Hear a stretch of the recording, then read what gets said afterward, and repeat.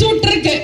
காமராஜர் ஐயா எங்களை படிக்க வச்சாரு, ஸ்டாலின் குடிக்க வச்சாரு, உதயநிதி மட்டையாக்கி படுக்க வச்சாரு. இதுதான் திமுகவோட ஒன்லைன் விமர்சனம். திமுக ஆட்சி லட்சணம் பத்தி விமர்சனம் போட சொல்லி ப்ளூ சட்டைக்காரரை மட்டும் கேட்டோன்னு வச்சுக்கோங்க தம்பி, கிழிச்சிடுவாரு. அதுக்கப்புறம் 234 தொகுதியிலையும் திமுக நாக் அவுட், வாஷ் அவுட், தமிழ்நாட்டை விட்டு கெட் அவுட். ஹிந்தியை எதிர்க்கிறோம் பேசுற ஸ்டாலினால நாங்க தமிழை வளர்க்கிறோம், தமிழ் மொழியை வளர்க்கிறோம் பேச முடியுமா? கருணாநிதியே கனிமொழியை தவிர எந்த மொழியையும் அவர் வளர்க்கிற, அந்த கனிமொழியை ஸ்டாலினும் வளர்க்கல.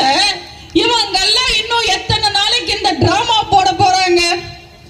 கள்ளக்குறிச்சியில ரயில்வே ஸ்டேஷனுக்கு போய் திமுக காரங்க போராடி இருக்காங்க, ஹிந்தி எதிர்ப்பு போராட்டம். கருப்பு தார்டின்னு கையில வச்சுக்கிட்டே போய் இங்கிலீஷ்ல எழுதி வச்சதெல்லாம் அடிச்சுட்டாங்க.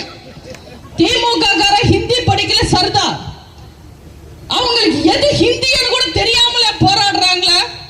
ரயில்வே ஸ்டேஷன்ல இருக்கிற ஹிந்தி எல்லாம் அப்புறம் அழிக்கலாம். எங்க டாஸ்மாக் போர்ட்ல இருக்கிற ஹிந்தி அழிக்க சொல்லுங்க பார்க்கலாம். அது அழிக்கிறதுக்கே துப்பு இல்ல. டாஸ்மாக் போர்ட்ல இருக்கிற ஹிந்தி எல்லாம் கரெக்டா தான் எழுதி இருக்காங்க.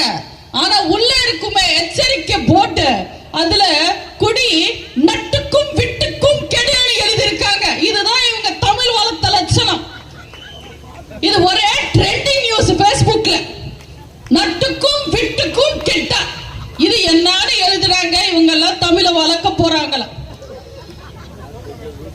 திமுக பத்தி நான் யோசிச்சா எனக்கு ட்ரெண்டிங்ல போன ஒரு பாட்டு ஞாபகம் வரும். நீங்க எல்லாம் கண்டிப்பா பார்த்திருப்பீங்க, நீங்க எல்லாம் ரொம்ப கரண்ட் நியூஸ்ல இருக்கீங்க. அந்த பாட்டு கேள்விப்பட்டிருக்கீங்களா? யாரா அந்த பையன், நான் தான் அந்த பையன் ஒருத்தன் வந்து நிப்பா.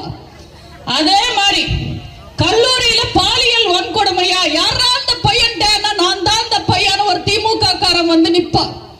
பிரியாணி